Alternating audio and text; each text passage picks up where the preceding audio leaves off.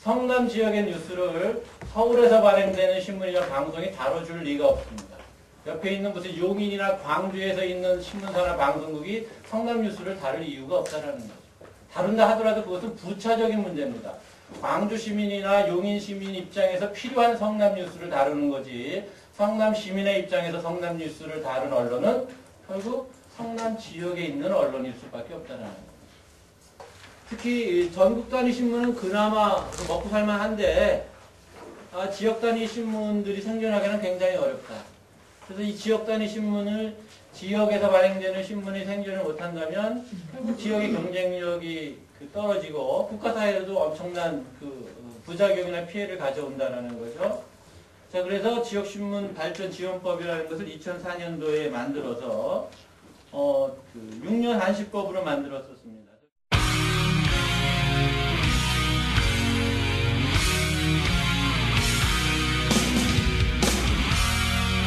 네, 앞서 민주주의와 진영을 맡은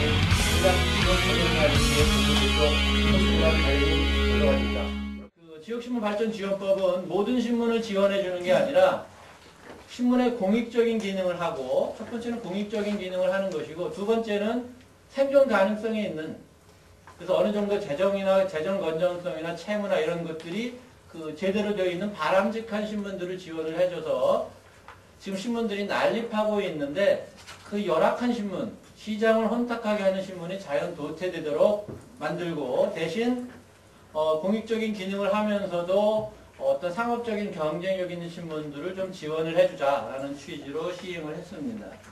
지방정부 차원에서 자기 지역 신문을 지원해주자라고 해서 더 작은 자치단체 규모에서 성남시에서도 이제 이런 논의들이 나오고 있는 걸로 알고 있는데, 지방정부 차원에서 지역신문은 지원해줄 필요가 있지만 그 모델을 아주 잘 세심하게 만들어야 됩니다. 지원 시스템이 변질되지 않도록 하고, 그것이 지원됨으로써 오히려 지역 주민자치나 지방정부에 대한 신뢰도를 저하시키고, 지역 언론에 대해서 지금 이미 팽배해 있는 여러 가지 편견이나 거부감들을 더욱더 강화시킬 가능성이 굉장히 크다는 겁니다.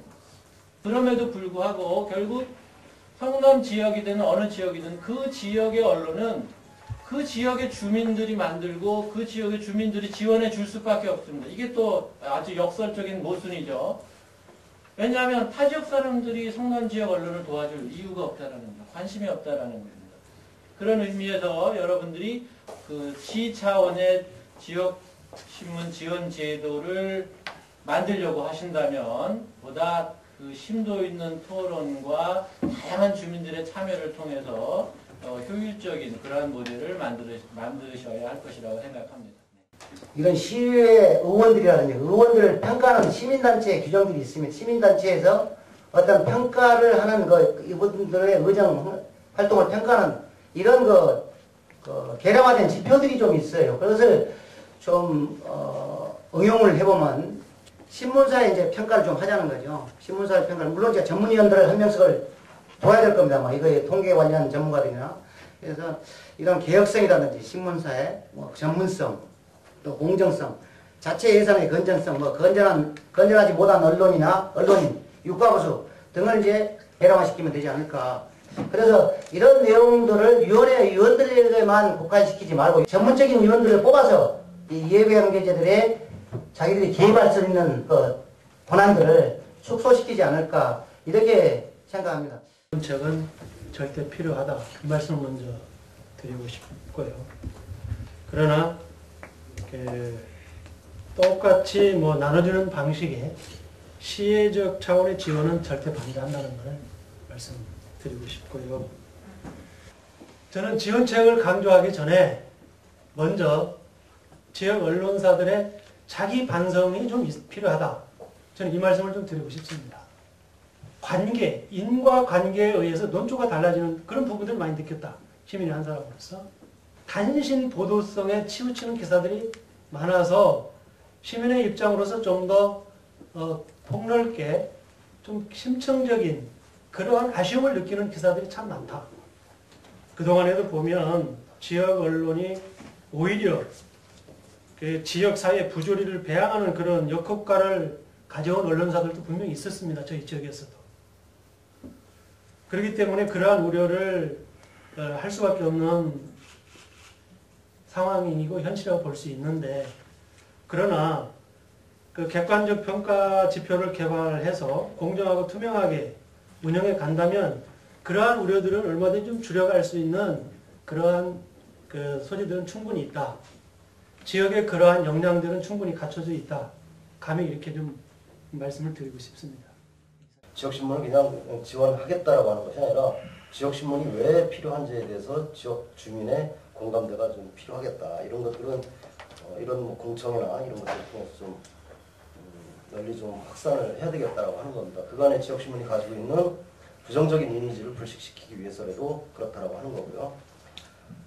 두 번째는 지역신문에 대한 지원이 지방자치단체가 아니라 지역사회가 지원을 해야 된다라고 하는 그런 생각을 좀 가져야 될 것 같다라고 하는 거고요. 세 번째로는 좀 직접적인 방식보다는 아까 말씀하셨지만은 독자를 비롯한 어떤 간접적인 지역민에 대한 지원 방식을 통해서 이루어져야 된다라고 하는 그런 생각을 합니다. 만약에 지방정부가 기존에 고수해왔던 지역신문발전지원특별법에서 고수해왔던 선택과 집중을 지방정부 차원에서 조례를 통해서 포기를 하고 만약에 나눠주게 되는 형식으로 가게 된다면은 곧바로 상위법이 무력화되는 그런 결과가 나올 것입니다. 그래서 두 번째로는 다른 분들도 다 지적을 하셨는데 지원기구의 독립성 유지가 아주 하나의 또한 관건이라고 이렇게 봅니다. 그것은 자치단체장이든 의회든 또는 언론사이든 어느 기관이나 단체, 집단에 의해서 지원 정책이 좌지되거나 우지되면 안 된다라고 하는 점입니다. 정치, 경제, 사회, 문화 이 전 분야에 대해서 보도하고 논평하고 또 여론이나 정보를 전달할 수 있는 그런 능력을 갖는, 또 그러면서도 특히나 독자적인 기사를 스스로 생산해내고 그것이 지속적으로 생산할 수 있는 그런 경우를 인터넷 신문이다 이렇게 지금 표현이 되었고, 이제 그거에 한해서 지원도 하고 이제 이렇게 된 아주 원론적인 얘기입니다만은 인터넷 신문이 그러한 건데 제가 보는 21개의 인터넷 신문이 과연 그렇게 정의된 대로 과연 자기 역할을 담당하고 있는가라는 것에 대해서는 다소 좀 회의적인 생각이 있다 이런 말씀을 드릴 수밖에 없는 게 현실입니다. 인터넷 신문들이 공동 취재단을 구성하는 어떤 문제에 대해서 고민해 볼 필요성이 있다.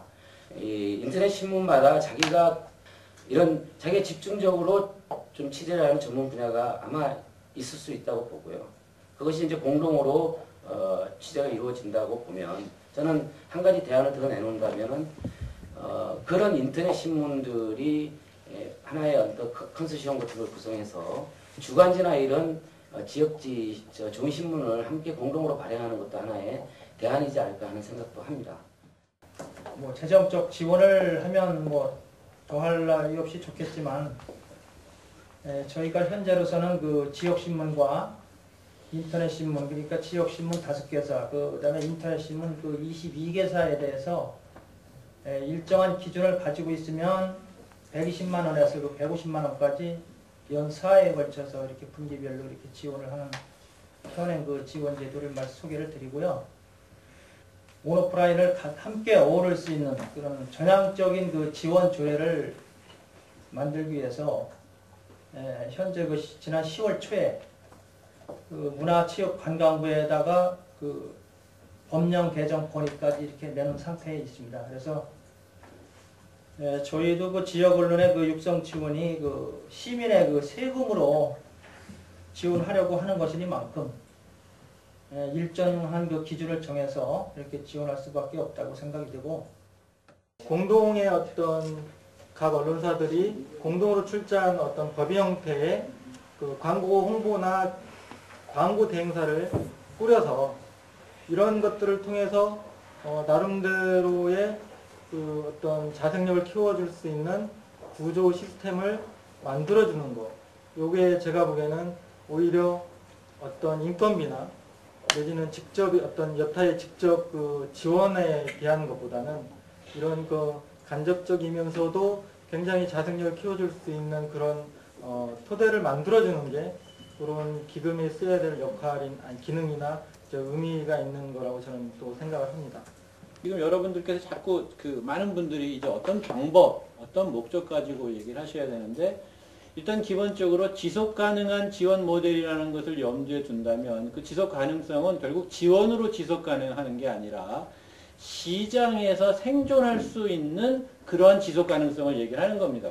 사실상 시행착오가 있더라도 한 번 정도 조례 제정을 시도해본 것이 어떤가 이런 걸 좀 생각해봐요. 그래서 그것이 이제 뭐 판례가 되든 조례가 뭐 정부에서도 이렇게 뭐 제정해라 이런 것들을 쌓아가면서 좀 지자체가 정책을 한다면 경상남도에서 이제 그 처음에 그 조례를 제정을 할 때 별도 규정으로 해가지고 인터넷 신문을 그 말미에다 그 규정을 했습니다. 근데 문화관광부에서 그 승인을 할 때 그 인터넷을 제외하라고 이렇게 공문을 보냈습니다. 그래서 경기도 그 조례에도 이제 그 인터넷을 아예 처음부터 제외를 해버렸었는데 사실 뭐 여러분들이 더 잘 아시겠지만 인터넷 신문의 그 편리성이 상당히 좋습니다. 뭐 종이를 사용하지 않고 바로 그 화면을 보는 거라 환경적인 측면에서도 신속성이라든가 여러 가지 장점이 있습니다만 저희가 그 어떤 그 실정법을 이렇게